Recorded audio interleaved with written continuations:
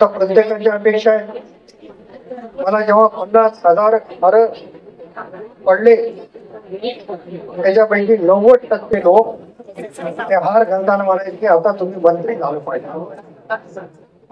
जेवढे फोन आले फोनवर शुभेच्छा देताना सगळे सांगत होते की तुम्ही मंत्री झालं.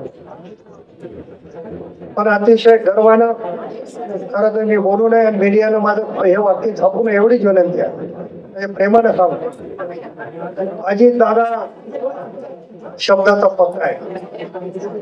माझी परिस्थिती घाटे साहेब अशी आहे, मी दरवर्षी वर्गामध्ये पास आहे, पण दरवर्षी पहिलीला प्रवेश घेतला, पहिलीत पास व्हायचं पुन्हा पहिलीत पास आहे, असं इतके वर्ष मी करत होतो.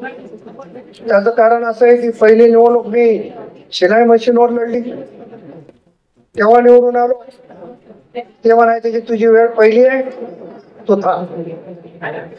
शिवसेनेतून निवडून आलो, शिवसेनेवाले म्हणायचे तुझी पहिली वेळ आहे.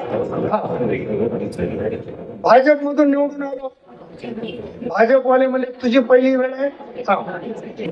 आता राष्ट्रवादीतून निवडून आलो. म्हणून एका दिवशी शिवराज पाटलाच्या प्रवेशाच्या दिवशी मी दादांना सांगून टाकलं, दादा माझी परिस्थिती अशी आहे की कुठेही गेलो निवडून आले की पहिली वेळ व्हायची, कारण प्रत्येक निवडणुकीला वेगळा पक्ष व्हायला.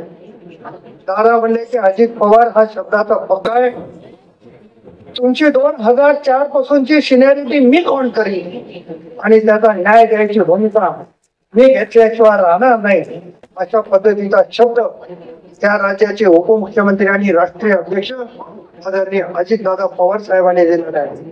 पण तुमच्या मनातल्या ज्या काही भावना आहेत, मला असं वाटतं की परमेश्वर लोकच पूर्ण केल्याशिवाय राहणार नाही, असं जर मला तर चुकीचं होणार.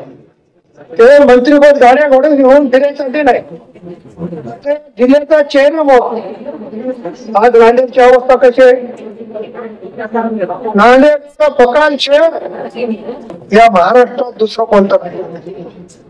आपण जर तुलना केली 50 वर्ष झाला आदरणीय शरदचंद्र पवार साहेबांच्या घरी सरपा आहे, आदरणीय शंकरराव चव्हाण साहेबांच्या घरी 50 वर्ष झाला सरपा आहे.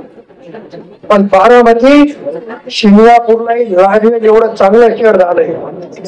बारामतीला काम करणारे अधिकारी चालतात, एखाद्या झाडाचं पान रस्त्यावर पडलं तरी ते उठून दिसते, नांदेड मध्ये खड्ड्यात माणूस पडला तर सुद्धा दिसत नाही, अशी परिस्थिती आहे. म्हणून तुमच्या जुन्या नेत्याने नांदेडचं फार वाटोळं करून टाकले, हा काय त्याचा भाग नाहीये, पण लोकांना देखील माहित आहे.